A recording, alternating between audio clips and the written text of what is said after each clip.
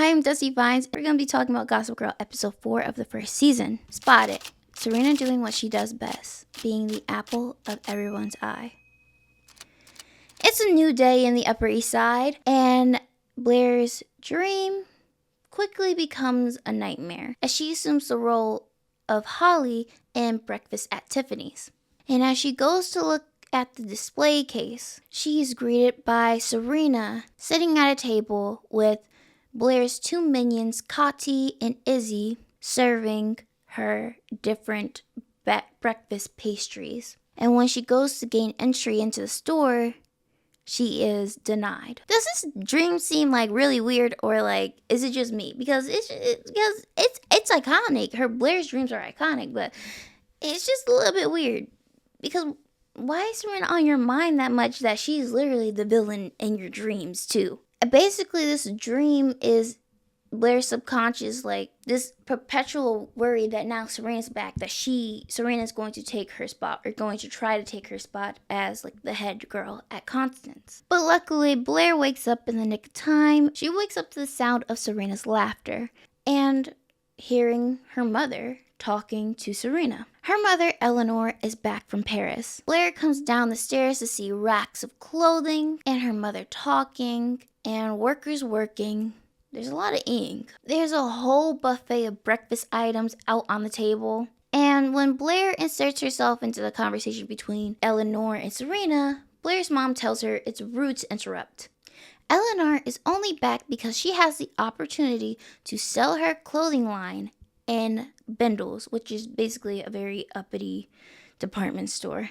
Eleanor is not really interested in talking to her daughter. She's more interested in hearing what Serena has to say and her opinions on the clothing. And when I recap the first episode, I had to cut the part where I talked about Eleanor critiquing her daughter's looks at multiple occasions because just time-wise. But let's just discuss it now. Eleanor feeds into Blair's negative self-image. Like, Blair tries to live up to her mother, but when your mother constantly critiques you and hardly ever applauds you for what you do right, you start taking that like to heart. Like, it's very bad for like her self-confidence. You can link back Eleanor's comments to how Blair views herself, how she compares herself to Serena, and how she ultimately tries to stick by Nate, like why she tries to keep Nate to herself, and why she considers Nate like a prize. We'll talk about it in later episodes, but yeah, deep down, and she will not like you to acknowledge it, but she is very self-conscious, and she has low self-esteem, and she has negative self-image, and all that culminates into how and why she treats people the way she does, and why she treats herself the way she does. Basically, you have to fake it till you make it. Eleanor comes at Blair with a very analytical eye. Like in the first episode, Eleanor says that Blair is her best advertisement. So Blair has to walk around knowing that her direct appearance, how she acts, is a direct reflection on Eleanor and Eleanor's line. And also, Eleanor's actress is different. I personally like Margaret Collin, which is like the Eleanor we know and sometimes love. I personally like Margaret more than I liked Florenica Lonzo in the role, because I think Miss L, because I think Margaret gives a more realistic upper class working woman, while Miss L gives more of like a cartoon villain like portrayal of Eleanor. I just like Margaret's portrayal better. But back to this show. Eleanor sees Blair as a product because Blair represents Eleanor. Eleanor tells Blair not to eat the croissants and to eat the low-fat yogurt. And Blair proudly tells her mother that she lost 2 pounds. And her mother, while not even really looking at her, looking at Serena, says, "Well, you never looked better," and quickly pushes it aside because she's more interested in Serena. Serena really came to hang out with Blair. Serena hanging out with Eleanor was just by chance. Like, Serena wanted to hang out with Blair and do some shopping. So they do just that. But all morning, boys are eyeing Serena up and down. Blair notices and makes a comment. Serena tries to make her feel better, saying they're looking at both of them. But Blair and I are on the same page. Like, no, the fuck they aren't. Like, Blair, like, Leighton Meester, she's a whole snack. But, like, okay, we're, like, the tall blonde with legs for days is most definitely attracting these men's eye. Like, they're not looking at both of you. Like, what's her name? It's the Blake Lively of it all. Like, she could be wearing a paper bag and, like, still men will just be like, So Blair says she's heading into the bathroom, but while Blair is in the bathroom, Serena sees Dan across the street. And so Serena calls him over, and Dan just does just that. Dan is back from visiting his mother in Hudson. And, okay, remember how Serena threw her whole ass phone into the garbage can? You remember that? Serena no longer has Dan's phone number. Like, instead of saying that she lost her phone or, telling the truth that she threw her whole phone in a garbage can, like a New York City public garbage can. And frankly, if she told the truth, she would be looked at like she was crazy because it was insane. It was insane. Why would you, just take the battery out the back? Like, well, you know what? So she just tells Dan to call her. She tells Dan to call her. So Blair comes out and she is complaining about the BO in the cafe. And she sees Dan and she is not impressed. Blair lets the two continue to talk, even though she clearly doesn't approve. And Dan is rightfully questioning Serena on why she's hanging out with a girl that just, falsely accused you, falsely outed you as, a drug addict in front of the whole school and the Ivy League reps. Most certainly, in that group chat, they are still talking about that. And this happened just a couple of days ago, so they for sure in that group chat are talking about it. Serena doesn't have a good excuse. She just tells Dan that they're basically working on their friendship. They're building back up what they had. They're getting back on track. So Dan leaves with Serena telling him to call her once again because, phone in the New York City public garbage can. So Chuck is hosting the Lost Weekend for the junior class. It's basically the selected junior class, unlucky few who are selected for a weekend. They get to be Chuck Bass for a weekend. And that's long enough for some heinous things to happen, probably. And may I say, I would not want to be alone with boys on any type of Lost Weekend. I'm not saying I'm anything to write home about. I just personally, it just, something about guys being on a Lost Weekend it screams trouble. It screams trouble for, women in particular. I'm gonna shut up now. But Chuck's Lost Weekend has a party crasher, Carter Bazin. Carter is a man who's supposed to be in college, but he's at a high school party. A high school juniors party. I'm sorry, let me specify that. Juniors. That makes it any better. So yeah. Carter is basically looking for a free meal and he's scouting. Scouting for what? We'll get to that. But Carter is telling stories about him cosplaying as a poor, handsome white dude with stories of him doing some charity work sprinkled in for the plot, And Nate is eating this shit up. But Chuck, me and him right here, we seeing through that. And that's the only time, that's one of the few times we are right here. Because if Carter is preaching to them, the life that they are living now is so empty and it's just filled with greed and gluttony, then why is he enjoying the amenities? Take your ass out. Why are you at a junior's party? Living the life that you are saying that is so empty and sinful. Why are you at the literal, a party that is a literal embodiment of that life? But anyway, Chuck is either you party and shut up or you get out.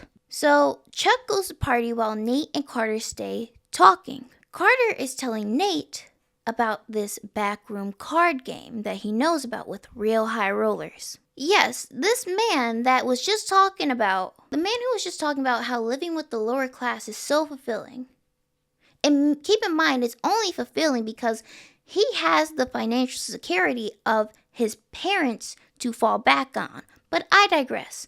The man who talks about cosplaying as a poor person and how the life of the rich and privileged lacks soul is still going to high stakes, high rollers, poker games. Where does that make sense, Nate? Nate, think. Where does it make sense that this man that was just preaching about charity work and living life without the amenities, is still going to high, roller, poker games? Think. But it's not suspicious at all. At least not to Nate. Damn it. Rub your two brain cells together and use them. We're back at Blair's home, and Eleanor is having a mini meeting with her head designer, Laurel. They're trying to find the right model to model her campaign for Bindles. Eleanor has been dealing, for the length of her career, with editorial model. But in order to sell and retail, she needs a model who looks a little more relatable. But Eleanor wants someone who is worthy of the clothes. Someone like her. Someone like her daughter. Blair is not thrilled because she has 20/20 visions and she can see that this is not going to end well. Serena pushes Blair to do it, and Blair does it. So Blair, Kati, and Serena are in somebody's bedroom. I don't know whose bedroom they are in, but they're in somebody's bedroom practicing poses. Serena's phone starts to ring, but she doesn't recognize the number because, new phone. But it's Dan. And let's one more time, because I'm going to drill this home. She doesn't know it's Dan because she threw her damn phone in a trash can. I'm done. I'll stop harping on it. So the music is playing. Serena is trying to hear, but she just can't. Instead of walking out the room like a normal person, she doesn't. She's still like, hello, hello, hello. Blair just grabs the phone. And when she finds out it's Dan, she tries to get Dan off the phone. Basically saying Serena doesn't live here anymore. And Serena is asking who's on the phone. And Blair's like, I'm doing you a favor. This guy is not it. And so Dan's patience is wearing thin hearing everything that's being said about him. So Blair finally gives Serena back her phone. And Dan asks Serena on a date to the movies. And Serena happily accepts. Back to the Lost Weekend. Chuck takes his outfit. Chuck takes the group to the park to play basketball. And it gives, this show gives Chuck one of the worst outfits ever. What were you doing? You had, the costume department hated Chuck just as much as we did. Oh my God. But one thing is important during the scene is that Chuck wants Carter gone. There's a lot of C's. Chuck Carter. So Chuck kicks him out. And Nate is mad about it. And Nate asks Carter, I'm saying ask wrong. Nate asks Carter for the address to the card game. But back to Blair. We're at the test shoot for Blair. And the photographer is not loving the way Blair is posing, nor is he loving how Blair is translating through the camera. Okay, I had to change cameras. The photographer is trying to get Laurel to see that Blair is not the right fit for the shoot. And he says, how is she going to make someone... Nope, my glasses are crooked. I can't see without my glasses. My glasses are crooked. I'm just going to keep my head tilted to the side. And he says, how is she supposed to make someone like the clothes when she doesn't like herself? That was uncalled for, sir. But Blair is Eleanor's daughter. And Eleanor is like, that's our boss's daughter, so make it work. So Serena overhears this and she decides to help Blair. Serena gets Blair to open up And Serena gets Blair to open up, and she's finally being a natural and she's posing. But it's time for her to leave to go to her date with Dan. But Blair pleads with Serena not to leave. And so Serena stays because last episode, Blair basically talked about how she needed Serena, but Serena wasn't there. So Serena's trying to make up for it. Blair specifically says that she needs Serena. And Serena already abandoned Blair once before when Blair needed her, so she's not going to do it again. She cancels plans with Dan while he's already in line trying to get the tickets. So when he gets up there, he's like, you know what? Never mind, sorry. Later that night, Serena asks Dan to come and hang out with her at Blair's photo shoot because she'll be on the sidelines cheering on Blair and he'll have her complete and utter attention. Blair would be so busy that Dan will have her to herself. Dan decides, despite his reservations, that he's going to jump in with both feet with Serena and says he'll come to the photo shoot. And the reason why Dan is talking about jumping in with both feet is because he had a talk with his father. Because Dan has some hesitance. Because how can Serena be friends with a person like Blair and still be a good person herself? Because basically you are the company you keep. But Dan's dad tells him that he once dated a girl like Serena. And we all know who that is, Lily.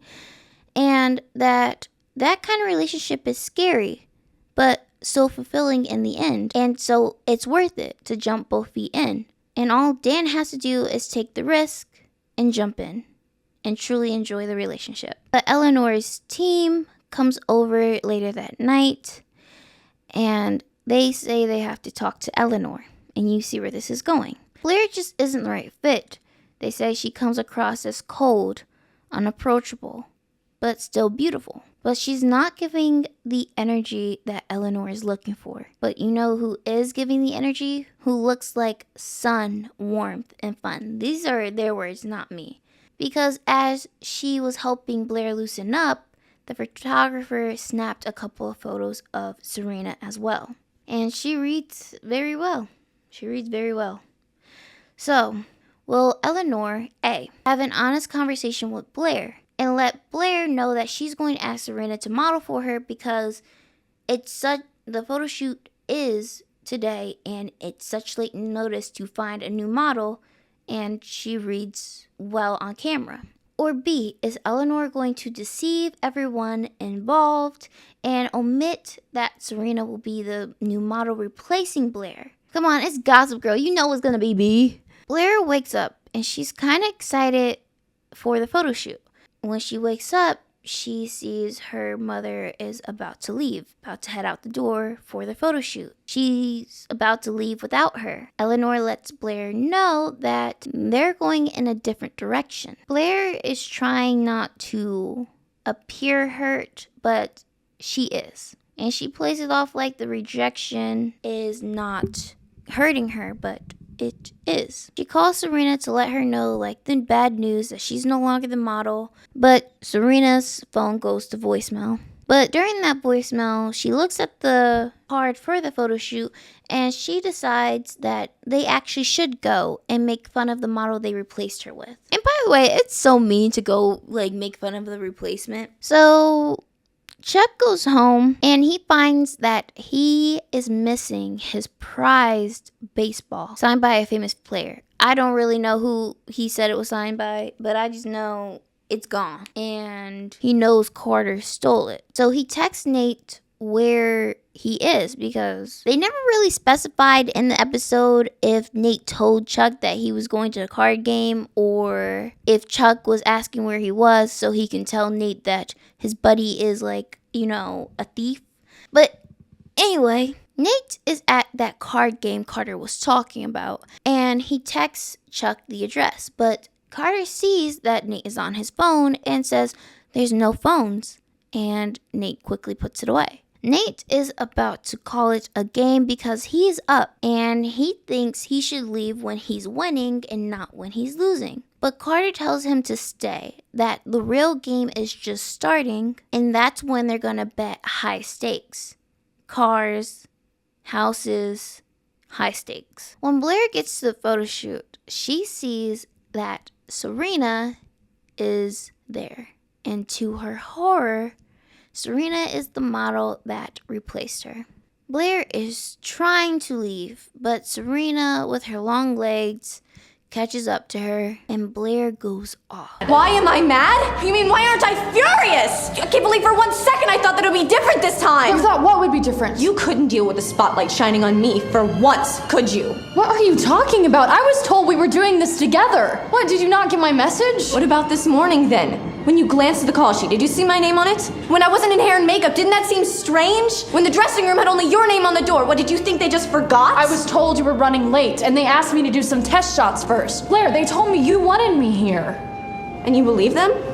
Look, Blair, I encouraged you to do this. Why would I try to steal something from you that I pushed you to do? Because you take everything from me! Nate, my mom, Blair! You can't even help it! It's who you are! This is a pattern for Serena, apparently. She takes everything that is supposed to be Blair's. Her mother's admiration. It's just how it's always been, and Serena can't even help it. It's in her nature. Blair has been casted aside because she doesn't have the charm or the captivating beauty that Serena has. And Dan is hearing everything with his nosy behind. Blair storms off while Serena goes back upstairs to confront Eleanor. Eleanor admits to tricking Serena, and Dan follows Serena up to the rooftop where they're having the photo shoot and sees this. Serena believed that she would be modeling with Blair. Blair just had a later start time than she did. But Blair says if Serena truly believed that, she would have noticed that Blair's name wasn't on the dressing room sign. She would have noticed that Blair's room wasn't on the dressing room, nor was her name on the call sheet, nor did they have any clothes put aside for her to wear. All signs should have told Serena that Blair wasn't coming. So Eleanor admits to it. Eleanor tells Serena that you always loved being in spotlight. Admit it. And so Serena storms off, and Dan is behind her.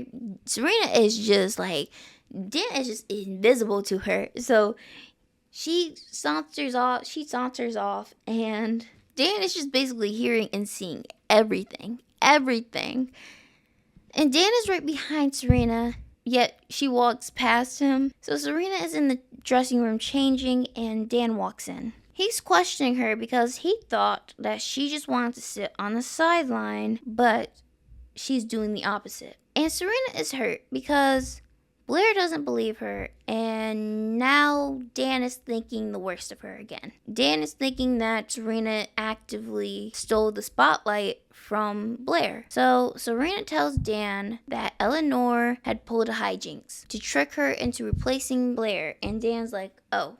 And Serena's like, yeah, oh. And so Dan, feeling like a dick, like he does a lot of times, decides to go and try to find Blair. So he finds her sitting at the end of the hallway, and he sits next to her, and he opens up, and he tells her a story of how his mother left. His mother told Jenny and him that she'll only be gone for the summer and that she just needs to find herself. But the summer has came and went and left, and she's still gone. And how nobody else in his family wants to admit that his mother has already left the family, and she left to find herself. And each time he visits her, he wants to tell her that she either has to come home or let them go, because she keeps everyone's hearts dancing on a tightrope, wondering when will she come home, or if she'll ever come home, because Rufus is still in love with her, and it breaks his heart to be apart from her. And Jenny needs her mother. She's going to school with petty mean girls and predatory guys, and she needs her mother's guidance. But he never tells her. And he wishes he could, because then she would know how he felt. So Carter is still pushing Nate to stay in the game. But also, he's pushing Nate to bet even higher than he already is. So Nate gives in and he bets. But he loses, and he finally connects the dots. Carter set him up, either through counting cards, replacing cards, or marking them. They made sure Nate would lose. So this would be easy payday for Carter and I'm saying Carter and his card shark friends. So basically, this is a scheme Carter does. He meets up with some rich people that he knows. He tells them about his cosplaying tales and invites them to a game. Where each time the people he invites, which each time Carter and his card shark friends lets Carter's friends believe that they're running a fair game by letting them win a few hands. And Carter makes sure that his friends stay in the game and that they keep betting higher and higher and higher, and then they pull the rug. I don't know if that makes sense. But basically, Carter meets up with some old people in his life. He invites them to the game. He gets them to come to the game. Him and the people behind it make them believe that the game is fair by letting them win a few hands. And once they're in it, Carter makes sure it's in their ear, telling them to stay in the game. Make sure they stay in the game. Make sure they keep betting higher, and make sure they stay in the game and keeps betting higher and higher and higher with each round. And then they pull the rug by making them lose when they bet like the highest. And I never thought I would say this, but thank God for Chuck. Chuck shows up and tells Carter either he settles Nate's debt or Chuck goes to the police about the stolen baseball. Carter decides he can't survive in jail, so he'll take care of it.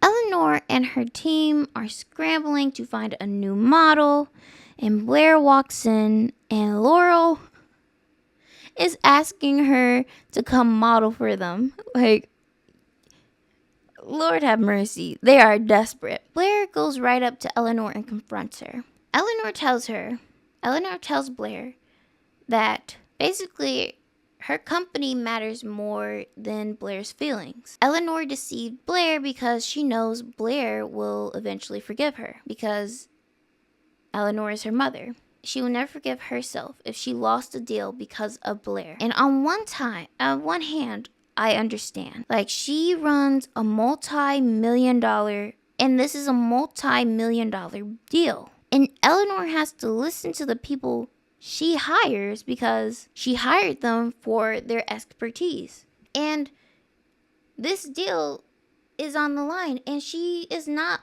just a fashion designer, she is a businesswoman. She has to worry about the people she employs. But on the other hand, Eleanor could have been honest with Blair, and Serena for that matter.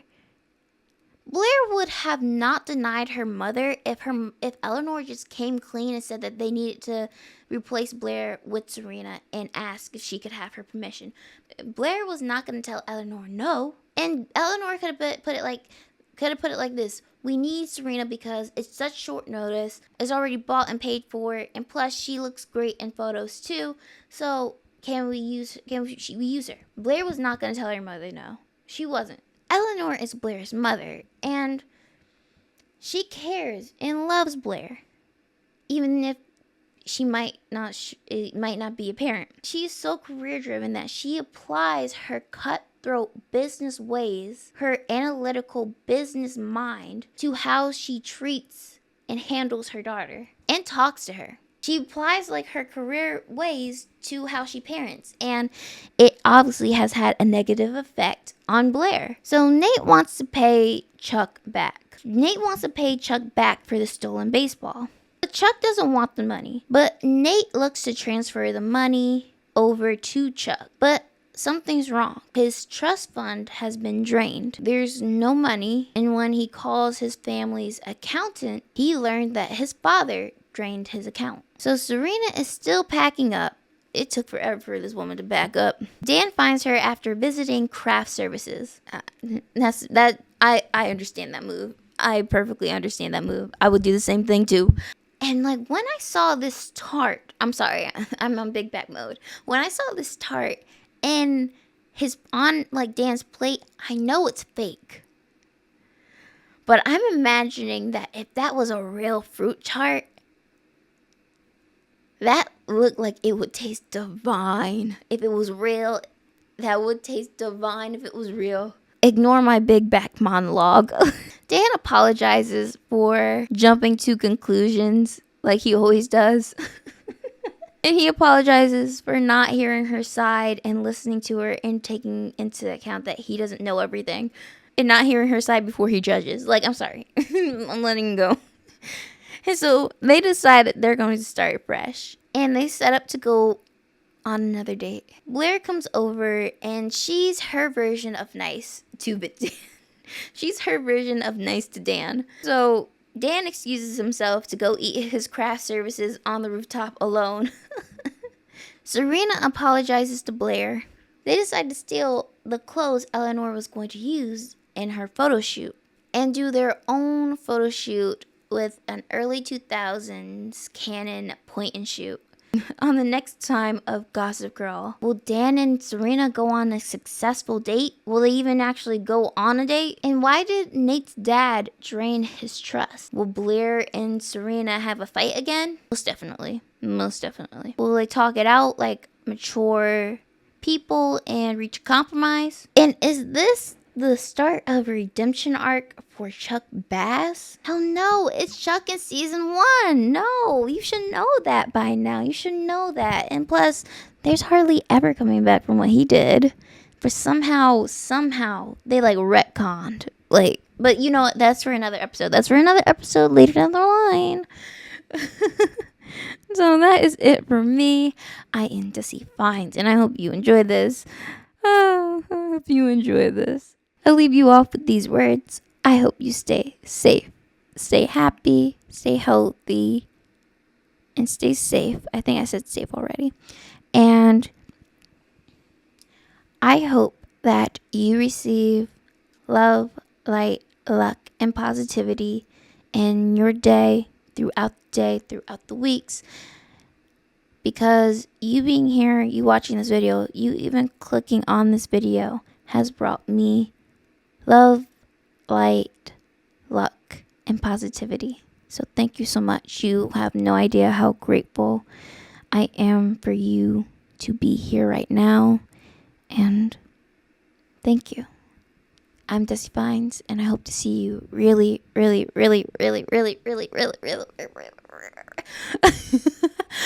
soon. So, bye.